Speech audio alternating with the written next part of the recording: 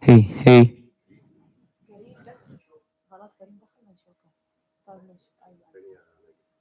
Hey, hey, test. Hey, hey.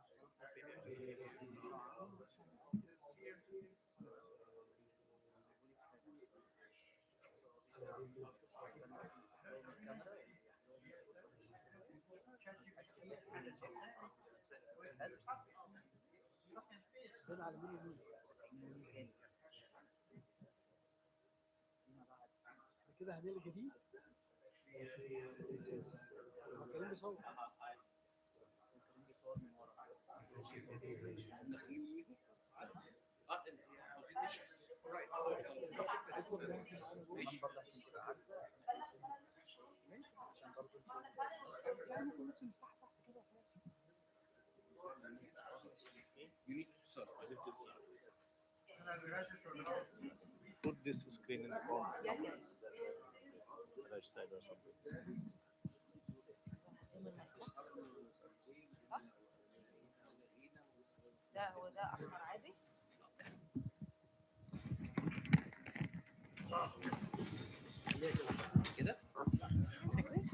وفي السكرين ورا يس هدي حضرتك المايك عشان هو لازم نتكلم في المايك عشان يس.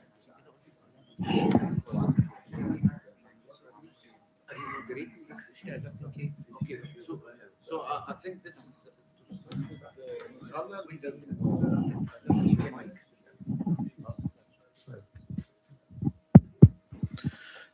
Right. So good afternoon, everyone.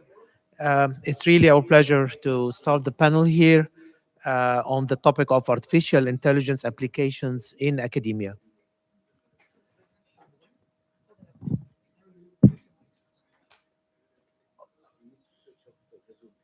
I turn it off. Okay. No, but so we are going to focus here. Sorry, there is still some echo. Okay.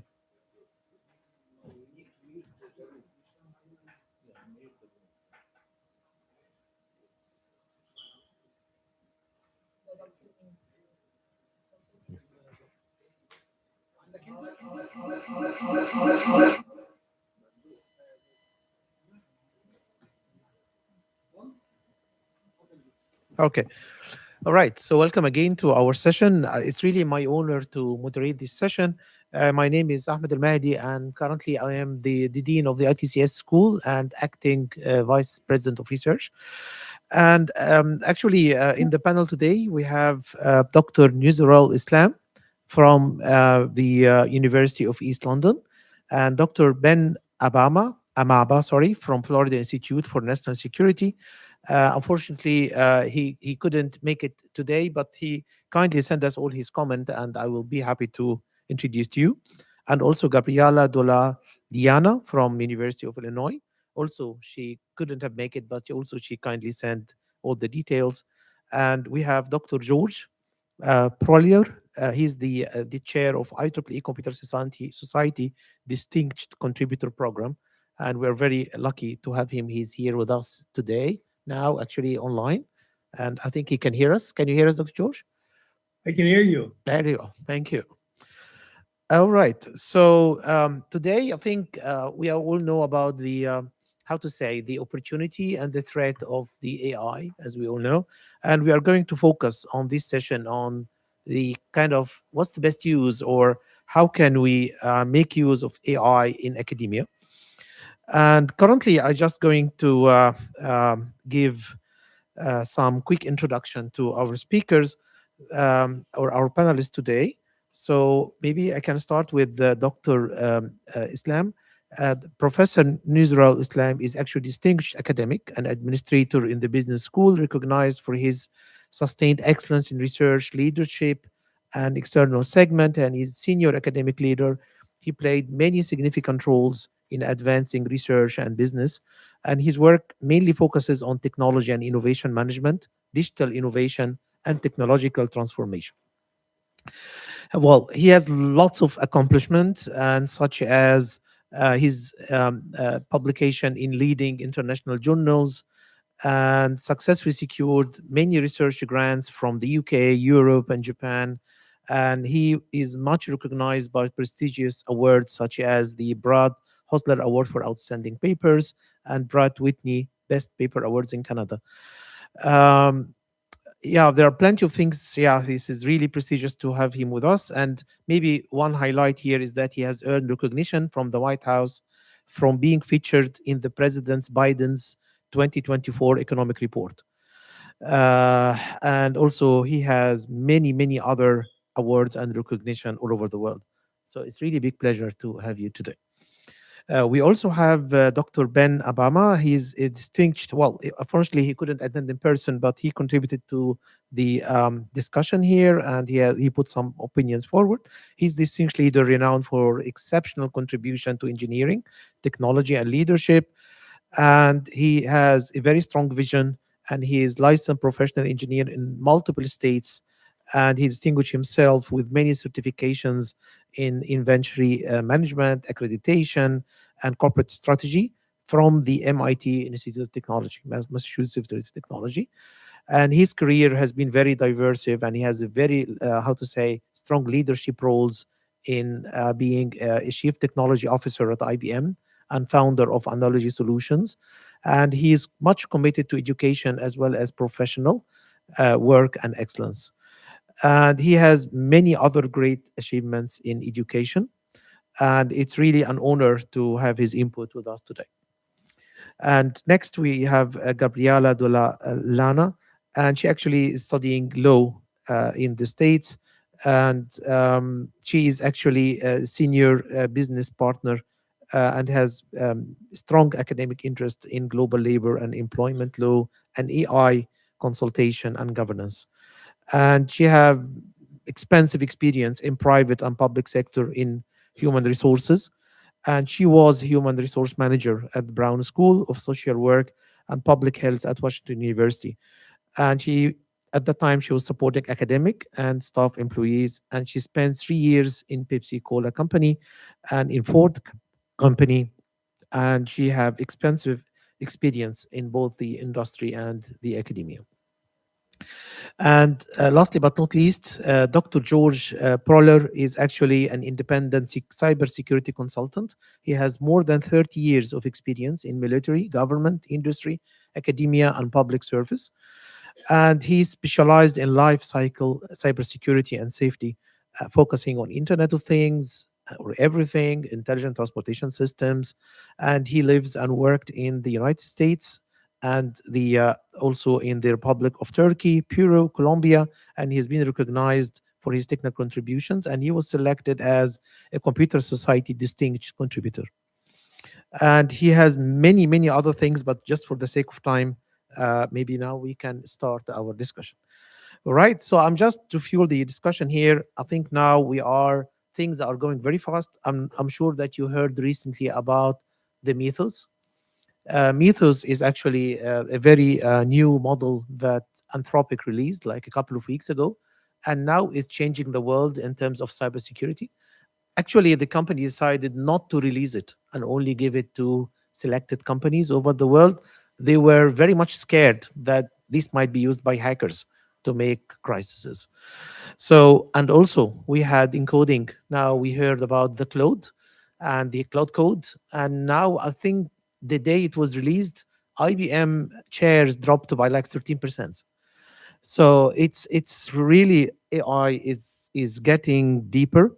And lastly, I just want to reference that recently on the World Economic Forum, they mentioned like the future of jobs, and they were talking seriously about what can AI do and disrupt that. All right, so maybe let's start now by reflecting on us on academia. So maybe we can ask Dr. Islam kindly to give us his opinion about what's the current use of AI in education, how students are using it, and what can we do about it, and how can we improve, how to say like to make it in a good way, like a better use to get its benefit. Mhm. Yeah. Thank you very much, Dr. Ahmed. It's a great pleasure to be here, to be part of this panel. I think this is an interesting arena to discuss and the right time and the right platform. And IAMOT is doing that kind of opportunity to give experts, either from industry or academia, to share the thoughts and on the provoking discussion, what is required. So my central message is simple. If we are thinking of how AI can be used in academia and research, okay? So the question is no longer whether AI will be used, rather, it's already there, is already using the students, researchers, professors, those are publishing and those are working as a guiding tool or consulting tool, whatever you can say. So the real question is whether we use it in a ways that is strengthening learning process, protect research integrity, or it preserve human judgment. So these are the key things we need to discuss. So that is exactly the issue nowadays, and that raised the panel brief questions we want to discuss here, right? So students will, of course, they can use these tools regardless. You cannot stop them. You cannot monitor them. You cannot see them. Uh, but our task is not that denial, but how can we intelligently design academic uh, courses, modules, or whatever you're in academic process. So very briefly, I can share my thoughts for the education sector, and then I can discuss about the research arena. In education sector, the key things is students are already using their AI across the whole workflow in their learning process, learning modules, or brainstorming, summarizing, simulation, translating, or language support, you say, or revision, or something, drafting, anything report or whatever. So the total ban, I would say, is unrealistic. We are not supporting. I'm not on that side to ban completely AI for the students. Okay, because a total ban is not working that way, especially because these tools are now built in two mainstream platforms.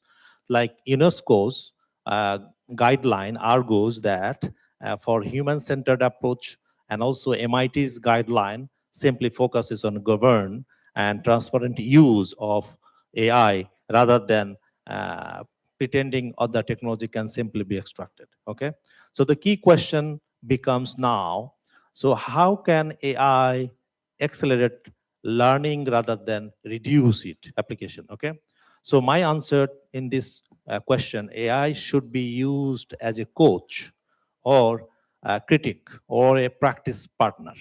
And that helps a lot for the academia in education sector.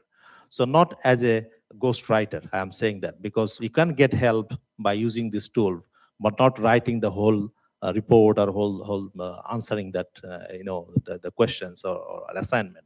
So so one aspect is that you can use that good way of use, but now the question is, how can I control it?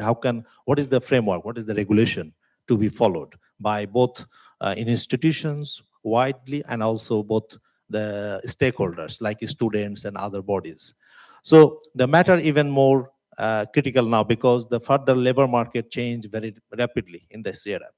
And the World Economic Forum, as you mentioned, that their reports says that by 2030, around 40% workers' core skills are expected to change. This is alarming.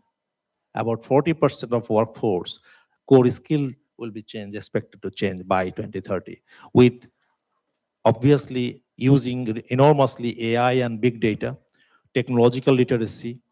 So at the same time, creative thinking, resilience, and curiosity, lifelong learning, these are remain essential, right? So how can we balance that?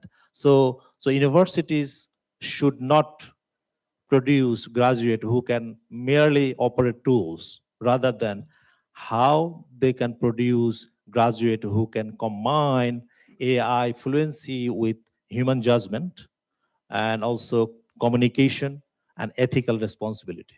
These are very important. Right. Very quickly, I just wanted to share my thoughts on the research side. Okay. So on research, I would have a similar balanced view from my own point.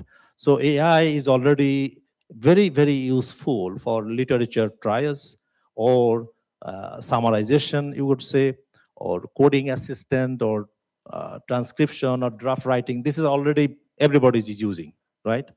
Either you are a student or you are a professor or a researcher, that is the norm.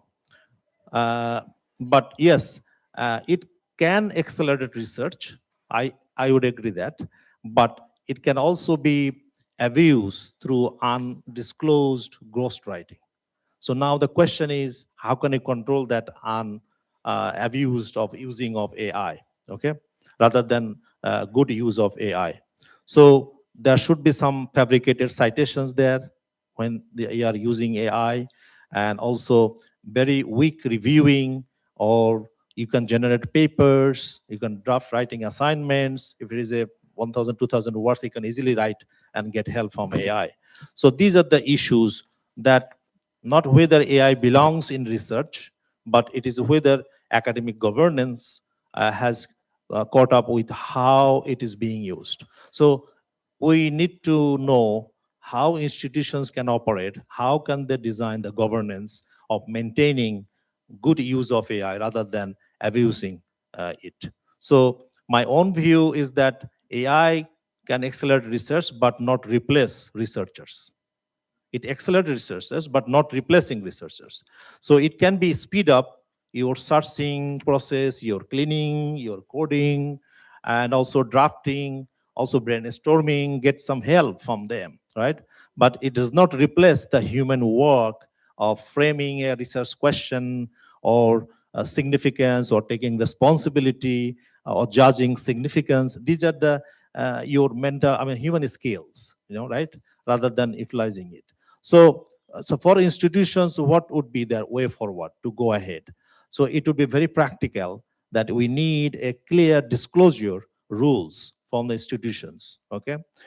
Privacy protections, and also assessment redesign, so that AI can be integrated into the curriculum programs. Either it would be MSc, undergraduate program, PhD program, we have a lot of.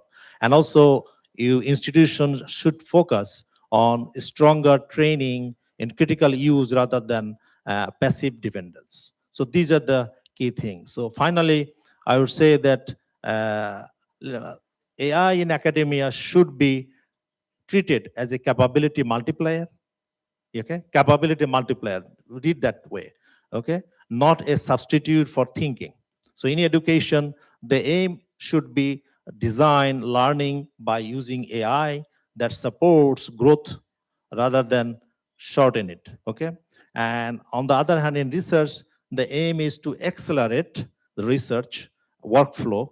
So without surrendering originality. So you have the originality, but you need to polish it further. You need to enhance it further by utilizing the AI. So institutionally, the answer is neither the panic or nor permissiveness. So the need to be clear policy there, strong human oversight should be there, and responsible integration should be there. So that's my view. Thank you. Thank you very much. Thank you. Right. So actually, upon that, I'd like to raise maybe another point, and maybe you can ask Dr. George. I don't know, can hear us? Can you hear us, Dr. George? I can hear. Oh, excellent. Very good. So, yeah, following up on the nice, point of view of Dr. Islam. So, I'd like to move on the, how to say, like to the market requirement. So, now I think I've been reading that now AI is kind of moving towards being as a commodity. So, you have like Anthropic Claude, you have the OpenAI, GPT, you have the Elon Musk's wherever, Grok or whatever. So you have kind of off-the-shelf tools, and it seems like the business now is all not about creating new model rather than just using existing ones. So my point of view here is that what can we do in academia to train people for that? So now they seems to be looking for creating value out of these commodities, like to make money out of that. So I'd like to hear the point of view of Dr. George, please. What do you think we can do? What we teach, and how can we as academia achieve that in our education process? I think first is if we look at it as a commodity or as a tool, it's something that we use in order to gain some potential outcome. So just like any other tool, it can be used for good or for bad. And so the first thing that we need to take a look at is explaining to those in academia that this tool or this commodity has different uses, and there are bounds on those uses. And that if you use it, for example, to review something, that's great and maybe can help you to expand your knowledge. However, if you use it to write some paper, then that's not a good way to do it. So we in academia need to have some bounds. Then I think that we need to actually teach people how to use it from the technical standpoint to maximize its utility. And then we need to recognize, and we need to have processes to recognize when someone doesn't use it in a good manner. And I think that we need to say something such as, these are prohibited cases. These are cases that you must footnote, let's say, and you can use some others. So I think that it's only going to get bigger in its utility. More people are using it, but we also have to recognize that fully a third of the world doesn't have access to it. So we need to take a look at the fact that as we bring people in, and especially as we look at, as discussed a bit earlier, the changes in the job market, we need to find ways that we can share that information and we can prepare people for the new jobs that will be created. That's my kind of thoughts. Right. Yes. Thank you for this thought. And I agree with you that now it's kind of very challenging. Like, as maybe if I refer back to the World Economic Forum report on the future jobs, they were saying that either the AI will accelerate significantly or exponentially, or it will be like a bubble burst, like what happened on the dot-com boom or whatever it's called. But in the best case, it will be like very fast. In the worst case, it will still be incremental. It will still improve, but maybe very slowly. So what they're saying is that no matter what, we need to prepare the labor, the people, the graduates to be, how to say, to learn how to adopt the AI? Well, we provide a commodity ourselves out of academia. We provide a product. Whatever that student that goes through our process is and graduates is a product that fits into the labor market. And we need to have an understanding of what that future labor market is so that we can prepare that product to be successfully utilized by the company or organization. And also that the person who is that product has a successful career. Now, we look at in the past, you had kind of a triangle shape for going in and getting a job. There were a lot of people at the entry, and it just was kind of like a pyramid. Now we look at something like a diamond, where we have very few opportunities for people to come in, but we have a larger midsection where people are actually doing this.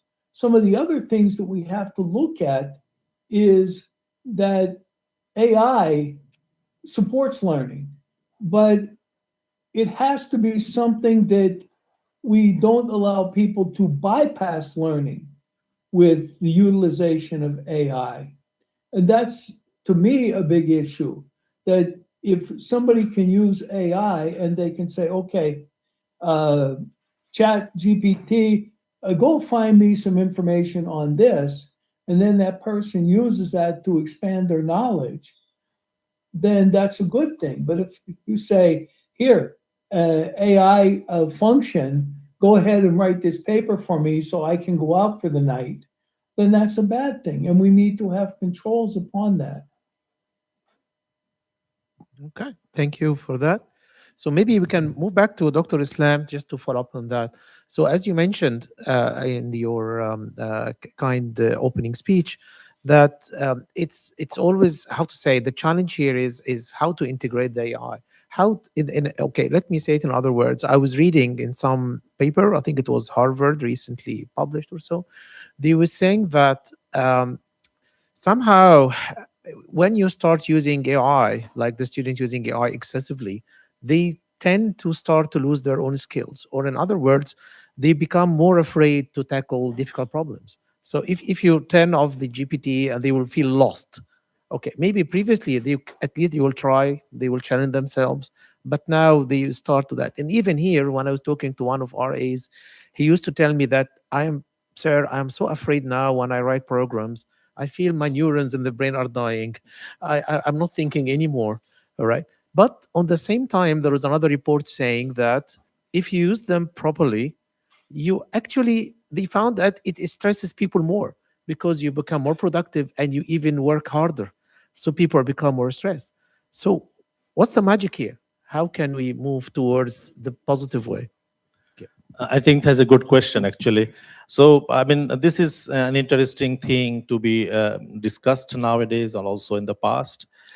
So initially, when I did some research on artificial intelligence and how that can be used in in education, in research and academia, and that research, I frame it that way. Our framework says worker and workplace AI should be coexist together. That is the motto. That is the framework we design. Although there are a lot of hypes that it is replacing jobs, and that is not the case. And that research was picked up by called White House. They produce the economic report for the president every year, and 2024 they picked up my framework and research, and that included in the White House economic report of Joe Biden's economic report 2024. After that, I tried to investigate more further to validate our findings, literature reviews. So what I wanted to share that, of course, you need not only technical skills are enough, you also need conceptual skills and human skills. And that need to be integrated with the technical skills. That we need to focus 3 pillars. You need technical skills, you need conceptual skills, and also you need human skills. And these are all should be coordinated to get the most benefit from AI. And nowadays, of course, you cannot control how students are using or researchers are using AI in their research, in their programs. So we need a compliance rules, regulations set up by the institutions, and how they can be. It should be like when I talk about when I see the report, the White House report in Chapter 7, they produce a artificial intelligence framework for the governance, right? So the similar way, I mean, every institution can think about that. So for example, if you are sitting in this university, so you need to, the institutions have to be aware of that. So how can I guide, how can I have compliance with the AI tools, how can they use it? Because there is no boundary now, it is open to everyone. So you need to have a compliance, you need to have a proper monitoring tools to identify what percentage they are using and how they are using. So of course, I'm not saying that it's completely banned for AI. It's helping people. It's helping researchers to brainstorm, to identify the searching, for example, quickly, rather than you do manually before. Now you can just have a keywords, put them and give them prompt, and they can answer quickly that they do the research literature search, and then can come up every site summary in front of you. This is very good thing. I mean, within short time, you can get that outcome. But now we need to make sure how the institutions operating that in their own governance, right? And that is important. So that's why I'm thinking of, if you can think about that, how can integrate these conceptual skills, human skills into that technical skills, both in reskilling and upskilling of workforce. Okay, it can be anywhere. So maybe we can also take questions from the floor, if you like. Yes, please.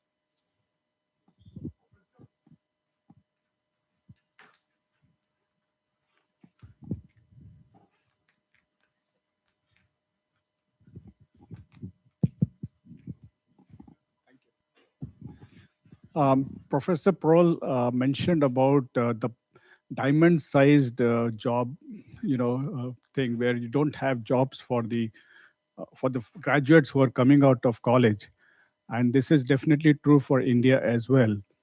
We seem to be getting into an era where unemployment or the graduates are frustrated because of the lack of knowledge. So, with respect to this today's thing about academia, what can academia do to maybe help the graduates in this era?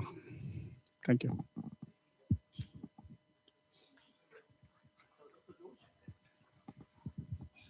Can I? Please, Dr. George, shot you at can answering comment on that? that. Yes, please. Yeah. Okay, I think that the first is that academia needs to take a look at what is in the near term and what is in the little bit more than near term. So let's say the next 2, and then the next 5, and the next 10, and take a look at what does that job market look like. And that means forming a partnership with industry and saying, what is the product that you want us to produce and to what skill level? And this thing of AI taking over jobs, I think that the critical jobs have to remain with the human. I think that what AI can provide is it can do some of the rudimentary work. For me, I hated statistics. And you can get AI to do a statistical analysis of data. And we used to write computer programs for that. Well, I can just say, AI, take this information and, give it back to me and do a statistical analysis. And it will come up with, well, do you want me to do this or do you want me to do that? And so we have to take a look at what is the future of the job market, that we can provide the commodity, if you will, that is the person who is going to fill that. And if you don't have a lot of entry level opportunity, then you need to bring people in at the mid level. And maybe academia needs to get people beyond entry level and prepare them to jump up a tier or a second tier into that that middle level of that diamond. May I have a comment here, please? Thank you, professors, for this bringing this very important subject for discussion. I have a single comment here that we are working in partnership with machines all the time. So we need a totally new social contract because machines are getting smarter, and having such smarter machines will give us less space to work with. So we cannot bring concepts from the past to deal with smarter machines. That including the role of AI in research, the role of AI in IPR, the role of AI in everything, just name it. And for the pace of development, it will never go incremental. It's radical every second. And it's even behind our capacity to understand, even as professionals. So we need to rethink everything from this perspective. We are working in collaboration with machines. We are partnering with machines, and machines is getting smarter and outpacing our capability to do jobs. So we cannot compete with machines. We need to cooperate and ask them to allow us for a space to work in. This is otherwise will the machines will take over eventually. Thank you. This is very important point, especially now people are racing to go to the artificial general intelligence, or the AGI. Still, luckily, we haven't reached that till now. Yeah, but of course, there is a big challenge here for like replacing student. I'll say how to say people. And as George mentioned here, that we have now this diamond shape, which means that in companies, usually it's like a triangle or a pyramid, wherever. Sorry, triangle. So where the base, like you have the entry level jobs, and when you go higher, it becomes narrow until you reach the CEO of the institute. But now it becomes like these kind of entry jobs are so trivial, so maybe only few can do them, and AI can replace them. And we started to have this kind of diamond shape where the middle is like the middle management becomes broader. And exactly, yes. So yes, and as you said, now this changes many things, like in the social contract, in dealing with the machines, and so on. Yeah, yeah. But now I think maybe from my point of view here is that it's you need the human element. Luckily, till now, because if you know that Dixing Wang, the head of the NVIDIA, and also Elon Musk used to say that teach your kids the hard stuff, the math and the physics and so on. Exactly, yes. So maybe I can ask now the panelists about what they think about that. Is it really the case we have to become more like domain experts? Do we need to have some edge? Okay. So maybe we can delay this now and we have take maybe one follow-up question. Yeah, please. Right. Thank you very much for this interesting and very relevant panel discussion. I have a question that touches maybe on a different aspect. And I feel that when we work with AI, it obviously affects or changes or influences our ideas that we have.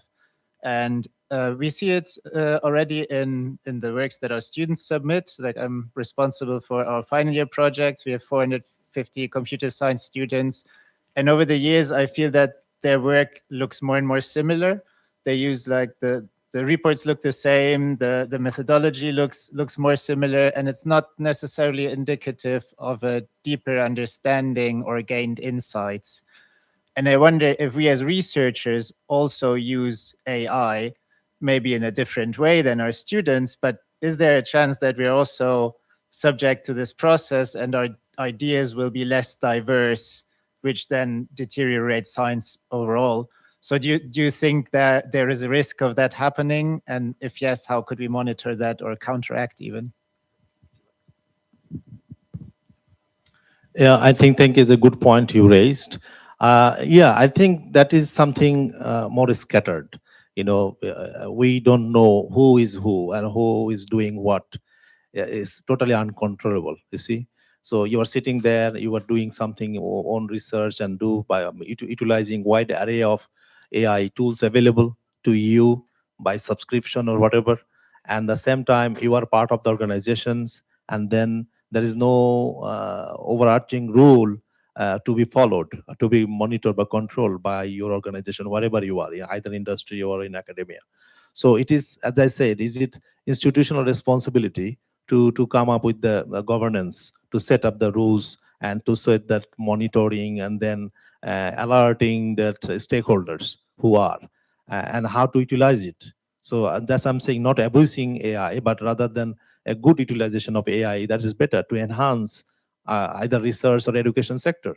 So why not to use that? So need to the governance, proper governance in every institutions, and that's why already the Western developed countries already they set up their framework, rules, regulations. But what will happen to developing nations?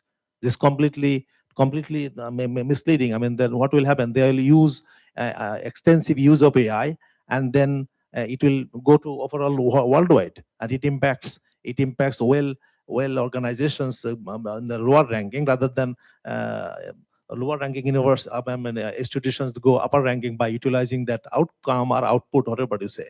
So there's a fierce of competition here.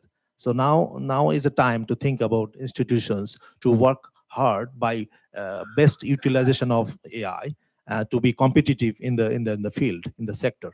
I mean, both research and education. So we have one question here. And we need also to define what it is that we want. If we just want people that are going to remember facts and things and it's rote memory, that's one level of education. But we want people to understand things. We want people to be able to apply that. We want people to be able to do analysis. And analysis can be supported. Each of these can be supported by AI. AI can help you with remembering by doing, for example, flashcards, understanding, application, analysis. But we really want to get people into critical thinking. And the student that we really want is to be able to go out and say, this is something good that I can work on. So they need to evaluate ideas, and then they come up to the point of creation, where they take things and they combine pieces and parts and come up with new things. All of those things can be supported by AI. AI can't do it. But if we create a group of people who are dependent upon AI, then they're not going to succeed. And if we are part of that, then we too have failed. I would like to say, that the discussion shifted from one thing, which is the students, and to what is the product or the commodity. That means the one that goes to the industry and what the industry wants.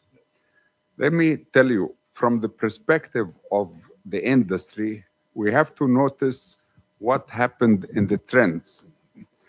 Before, the large companies were the dominant, but now it is not. And the flat organization is already in existence in the companies since the late 80s. Flat organization, that means not the pyramid. The pyramid vanished. And what happened further is the outsourcing. The outsourcing is a combination of what happened later, because the SMEs now are more or less here. The large companies or the large companies with huge number of employees vanished. It's not.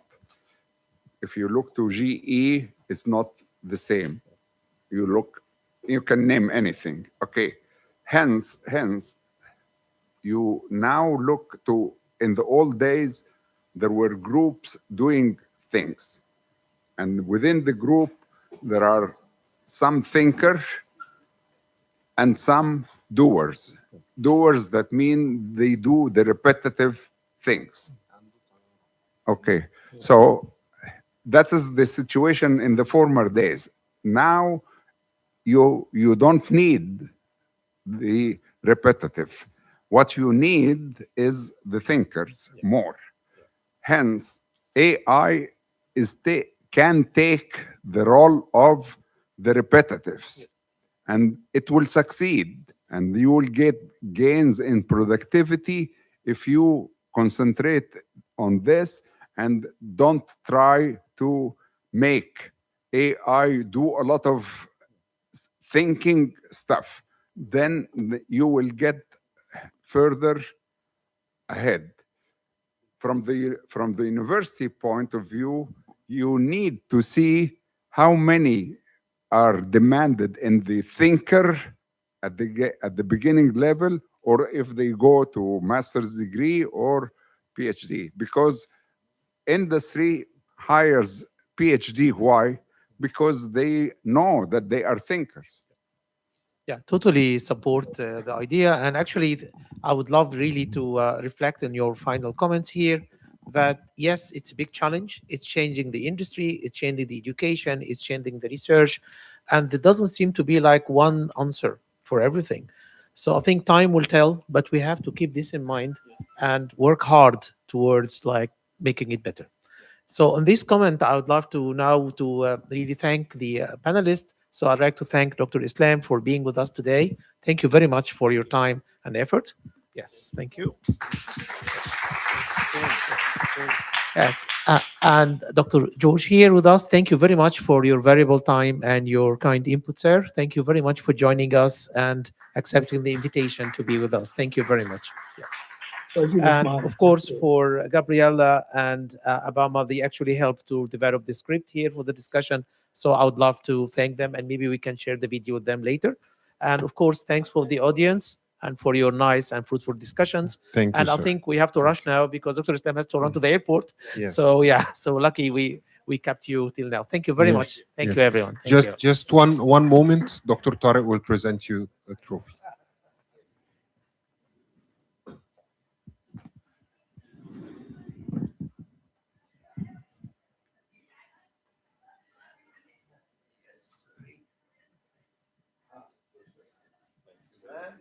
Again, thank you so much for your contributions and small token of appreciation from the association. Thank you. Thank you.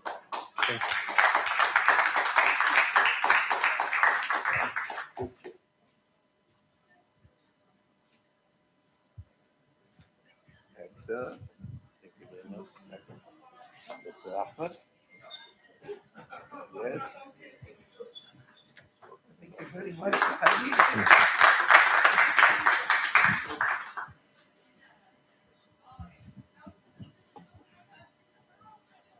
Thank you. It means a lot to me. Thank you. Group picture. Everybody. The car is we took for you and هو ماشي هو لازم يمشي عنده Yeah, so we are taking a picture, sir. So we use your image here in the screen.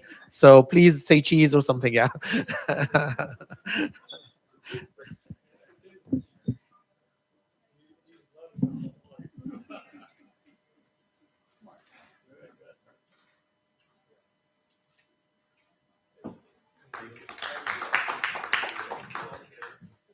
Okay.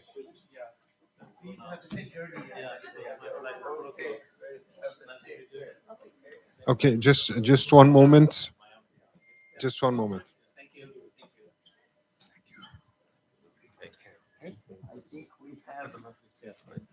Okay, so now Dr. Tariq Sadani. Dr. Tariq Sadani will talk to us about closing remarks for the 2026 IAMOT conference. Do we have So, the General Assembly now? or yes, sir. Yes. General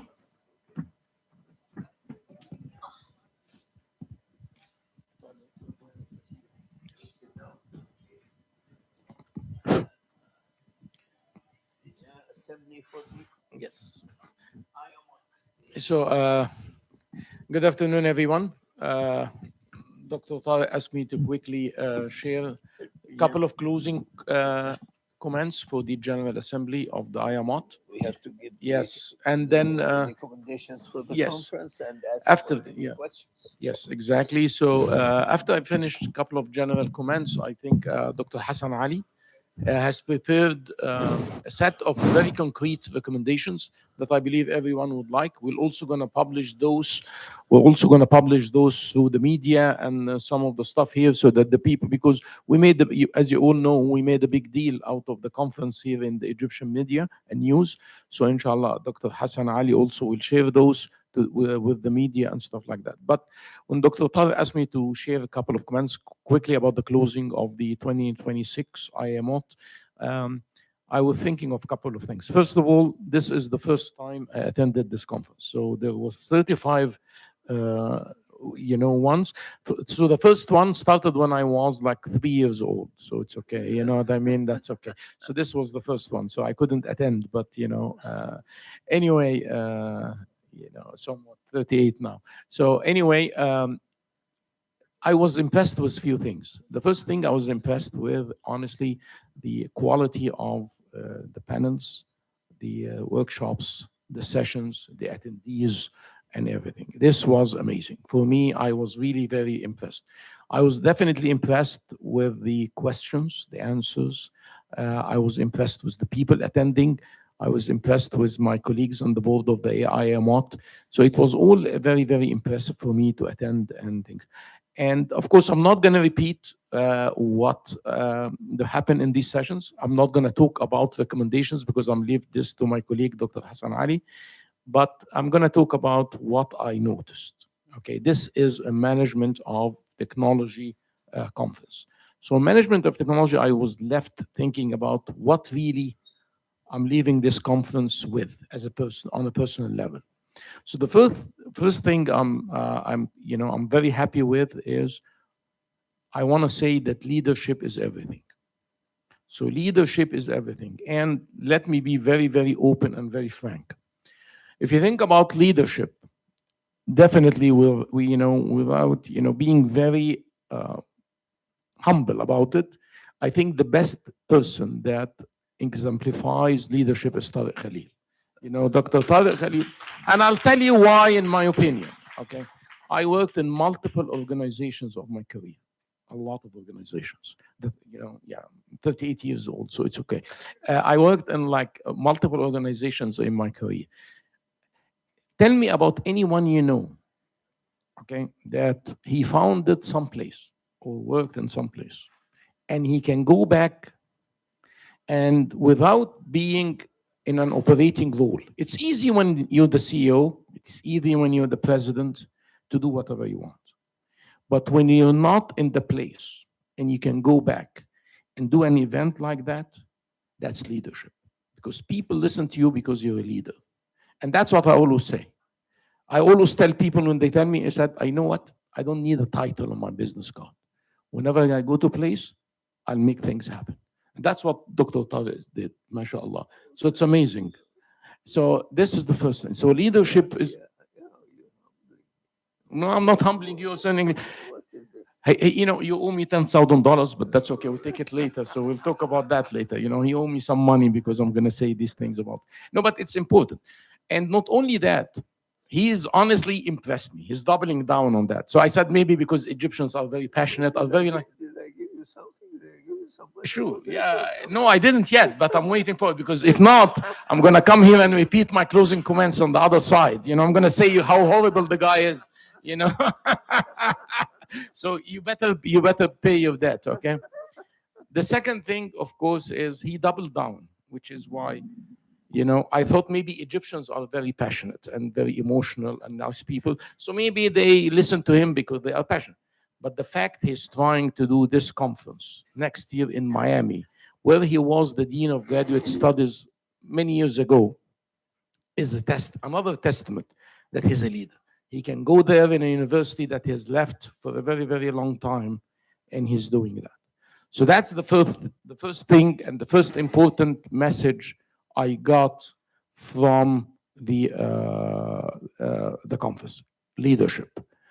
Second point, we heard a lot about innovation, about AI, innovation, technology, regulations. We listened to all these panels. Everyone was wonderful. The people were amazing. I was very impressed with everyone.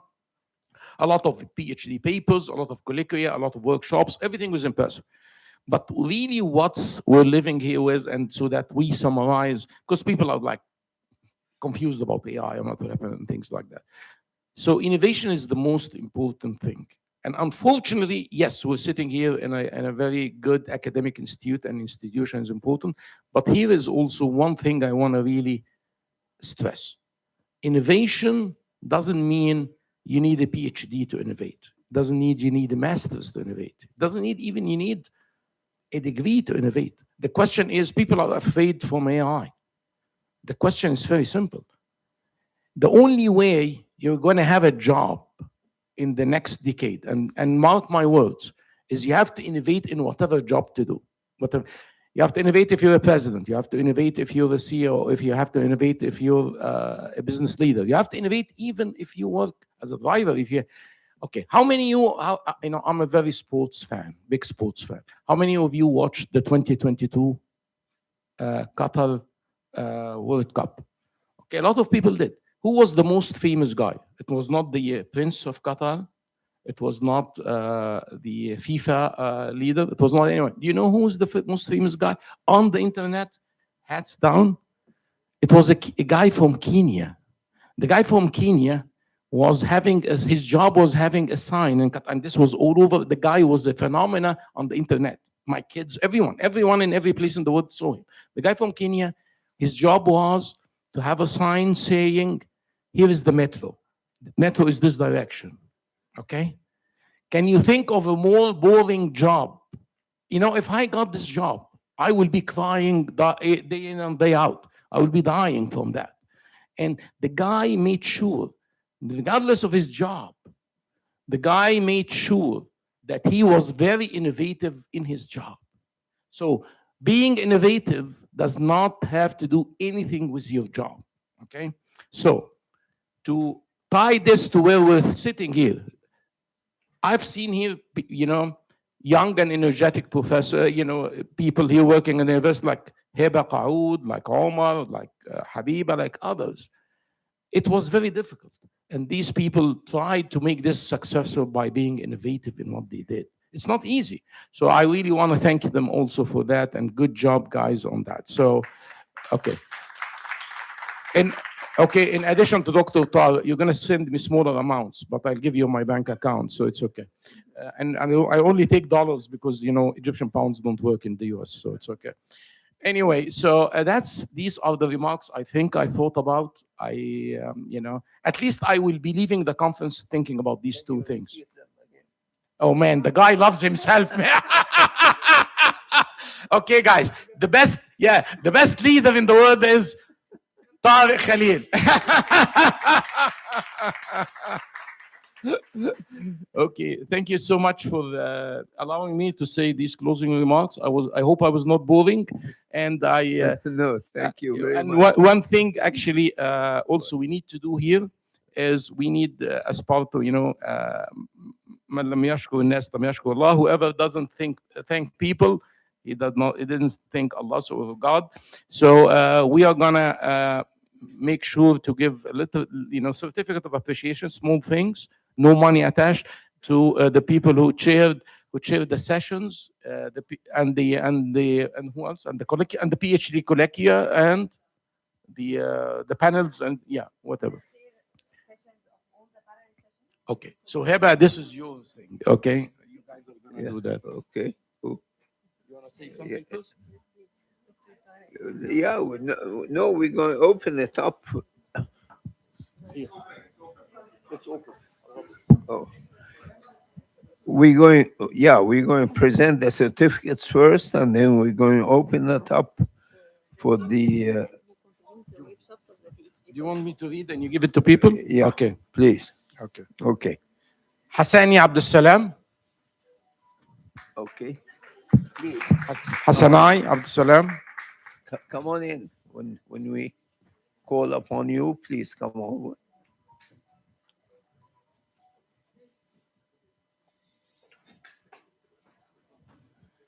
Congratulations. Thank you.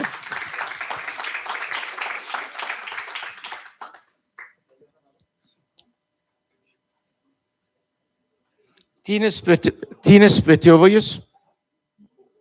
Tinus.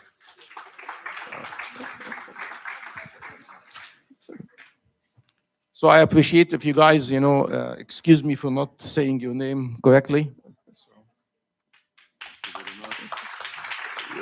Look for Tinus.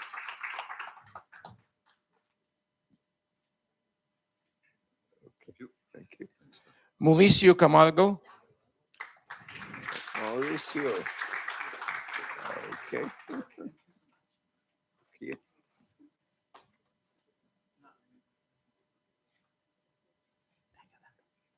Henrique Silva.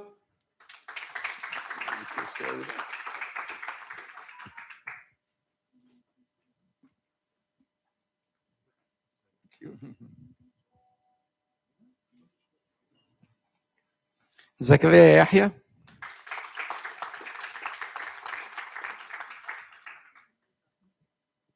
Here. Okay. Keep it for him. نهى علاء الدين.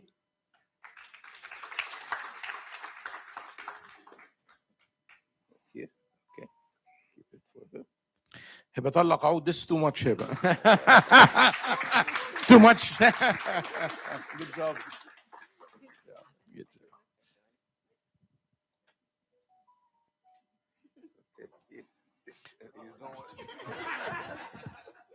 She wants the check. She wants the check. Mustafa Hashim Sharif.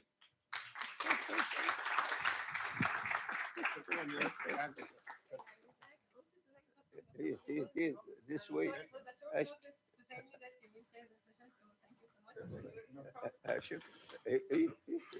Yeah, you have to take a picture, man. Nita Sukudu.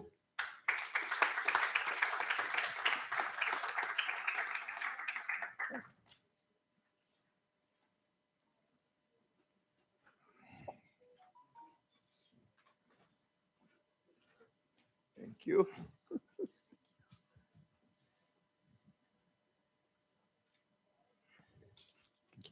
Breno Nunes. Breno. Where's Breno?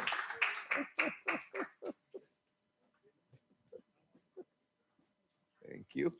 Man, you owe me a lot, man. You owe me a lot, man. You keep owing me a lot, man. Muhammad Aouni.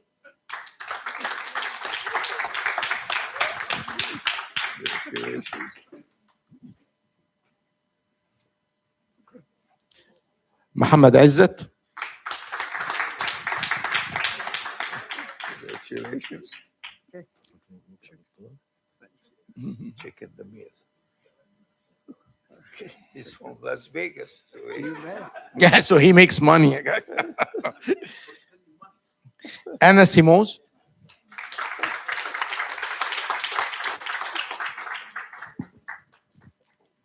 Thank you. Good job, Anna. Giften Van Deka. Good job. I'm sorry for the name. Oh, it was good. He was Giften. You're going to take it. Okay. I'll give it to him. You'll give it to him. Okay. Thank you. Gentat Fanta. Fanta. Okay. It's not here. Heba, can you take it for her? Shino Laumei.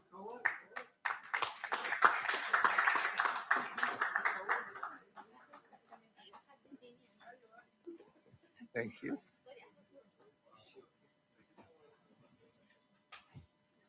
Leon Pretorius.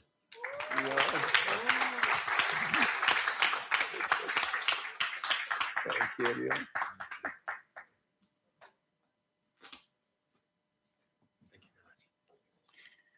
Louis Morel.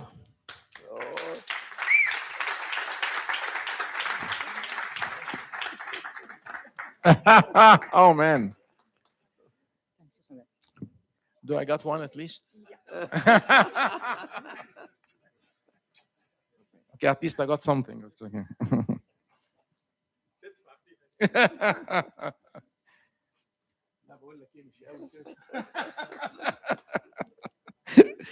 بنتلق عود.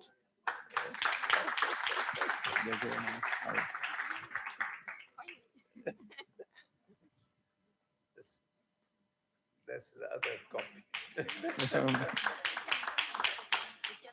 ناظروا للإسلام. Oh, it's gone. Take it to the airport. And finally, last but not least, Petrios Litaba.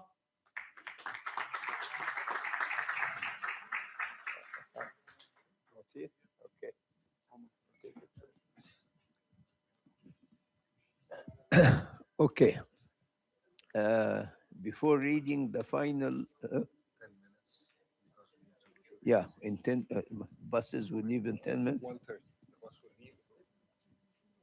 The bus is going to be ready at 1:30. The buses will leave at 1:30. So we have 10 minutes to read the final recommendations, but we'll open up for questions and answers for any concerns about IAMOT. This is the General Assembly about IAMOT. For anyone who has any questions or any suggestions or any concerns about IAMOT. Dr. Hash. Yes. Okay. This is, I'm here representing it for people from South Africa in general, South Africa. The concern about next year, they will probably have a long time to take their visa. And they had this experience in Canada. So their suggestion that they said is that once an abstract is accepted, we should send them a letter of notification so that they can get their visa. Okay, so I don't know if I represented it correctly. Okay, okay, thank you. Okay, we should do it very quickly then. Program chairs, we have the same program chairs as this year. So program chairs should do that quickly, and the abstracts should be processed quickly. As soon as that is done, we're going to issue the letters from Miami. So if you do that, I'm going to issue the letters from Miami. The other thing is, there was a committee by the IAMOT board chosen to nominate the executive committee for the next period. I think we met and we already submitted the nominations, and there's going to be a poll. You're going to see a poll about it soon. Yeah.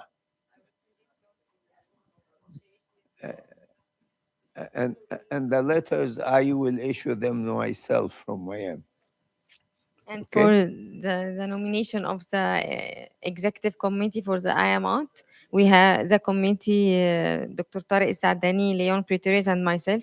We met yesterday, and we have with Dr. Tariq Khalil, and we nominated the names for the executive committee, and we will share with you a poll soon to vote for those members. And if you wish to add your name, you have the floor. I just want to say one thing before the question. I just want to invite a very one of our graduates here from Nile University. He has only 1 minute to tell us his elevator pitch about the company, because I believe we cannot end the conference like that without seeing an entrepreneur saying something. So I wish this, Dr. Tariq, this would be an ongoing thing. We want, anyone who's having paper reference, any research. So please, 1 minute. It's an elevator pitch. You know more. If you cannot convince me in 1 minute, I don't pay. I don't invest. Thank you, Dr. Tariq Saadani. Thank you, Dr. Khalil. I have actually 1 minute, so I'm going to say one thing.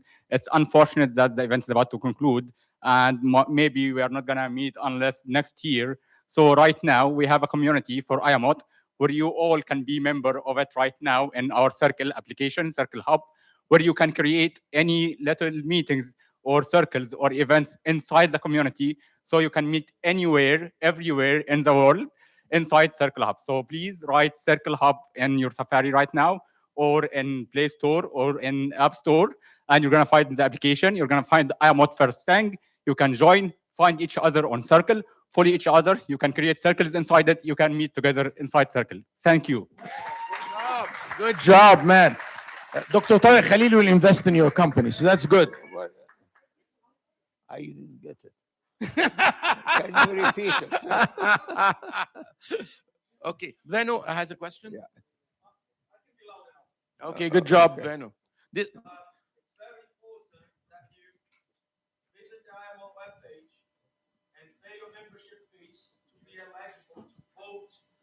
coming election. So that's the very first thing. Second thing, IAMOT has built up a lot of digital content, the latest content that we're going to be putting available. As the IAMOT talk by Professor Nazrul Islam, but there is a lot of good content from the IAMOT 2026 conference that is being digitalized and it will be made available. So go on YouTube, put IAMOT there, like and subscribe. good job.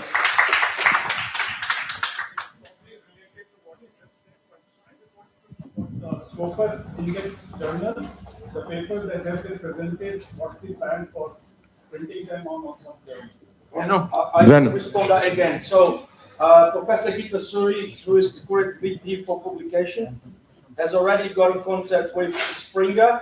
Eba, myself, and Gita will be meeting the representative from Springer, and it's very likely it's going to be as it was in Porto and Montreal. The book of proceedings will be published by Springer and indexed in the Scopus.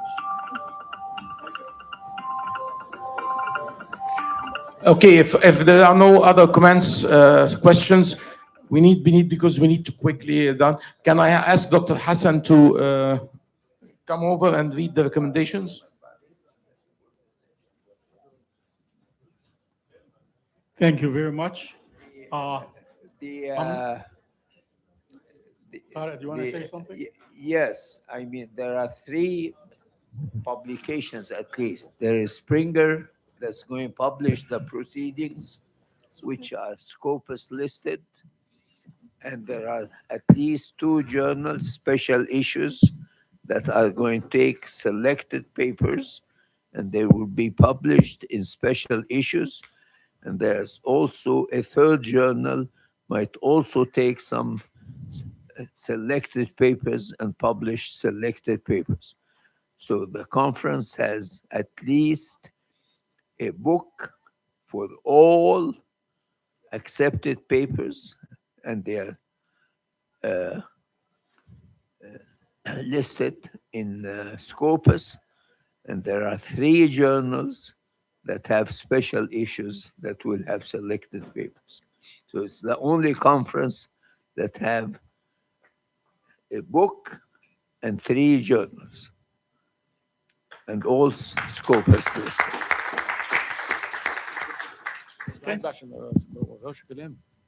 Yes, I have it already. All right. I'm not going to repeat what my colleague, Dr. Tariq Al-Saadani said about what he learned in this conference, but I learned very basic things, that when you have passion and you have leadership, you will definitely be successful. And that's basically the example of the man who wrote the book on management of technology, Dr. Tariq Khalil. So I don't want to say anything more.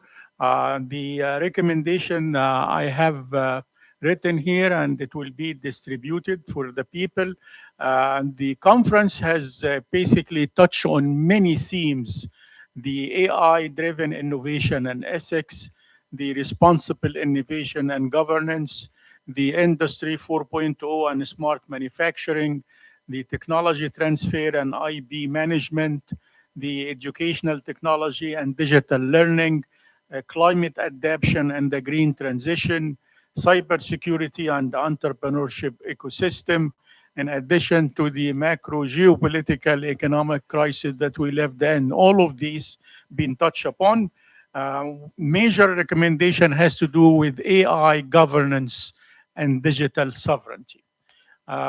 We are calling from this conference to establish a national AI regulatory framework in each country that align with the global standards, something like the EU AI Act, and as discussed, AI ethics, agnetic AI, cybersecurity are featured prominently in this national framework. Second recommendation has to be the investment in the semiconductor and AI infrastructure for the member country. This is a strategic national asset, and as many presentation underscored, whoever control the semiconductor supply chain is controlling the next century. For Egypt, accelerating the national AI strategy and tying it with the SDGs has been mentioned many times, strengthening the information integrity by encountering the corruption of information. This is something very important. Financial and monetary reliance, developing digital payment rails, CBDC, which is central bank digital currency, has to be ready. The SWIFT alternative and settlement platform, all of these should be pursued, and how it is managed is going to be studied in the future. Pursue the anti-alignment financial diplomacy by diversifying our currency reserve all over the world, from the dollar to the local and other currency, gold and the like. The priority to the supply chain resilience over efficiency. This was one of the major paper in response to the shift from globalization to fragmentation. So the policy should encourage what they call now friendshoring rather than competitiveness. So innovation system will strengthen by the technology transfer office and the IB commercialization infrastructure has taken a lot of session, and it's important to say that most of the country is still in their way to develop this system. Adopting the mandate, the ISO 56000 innovation management standard has also been mentioned. The green transition and climate technology implement the anti-greenwashing basically governance correction, and this is what we talked about in a couple of sessions. Scaling up the climate adaptation technology for agriculture, securing the green transition supply chain. I'm just taking the headline. Education and human capital, reform the higher education to integrate AI literacy and MOT curricula from undergraduate level upward. Protect intellectual integrity and critical thinking in an era where AI enables the corruption of information. This is very important. A couple of topics for the next conference research agenda. One has to do with the AI and institutional integrity. I think the one that we really in the world as a whole are missing is the ethical standard. When the AI would be ethical and when it is not. This is important. The green hydrogen and energy transition, the AI in healthcare and surgical robotics, telemedicine, data protection in Africa, multipolar trade and technology, geopolitics. All of these are topics to be considered in the next conference. And very, very, very happy to see you all here. Hope to see you in Miami next year. What about removing Trump from office? Is not going to be there? No. Let's go have fun at the. Yes, just one more thing. Dr. Breno wants to say a word. Really quick before you get the directions for the logistics, it's my on behalf of the executive committee, Many thanks for coming to the conference. Many thanks to putting your efforts on the papers, on your presentations. Has been a pleasure. Has been very inspiring conference, and I hope you had as much fun as we had. So thank you very much.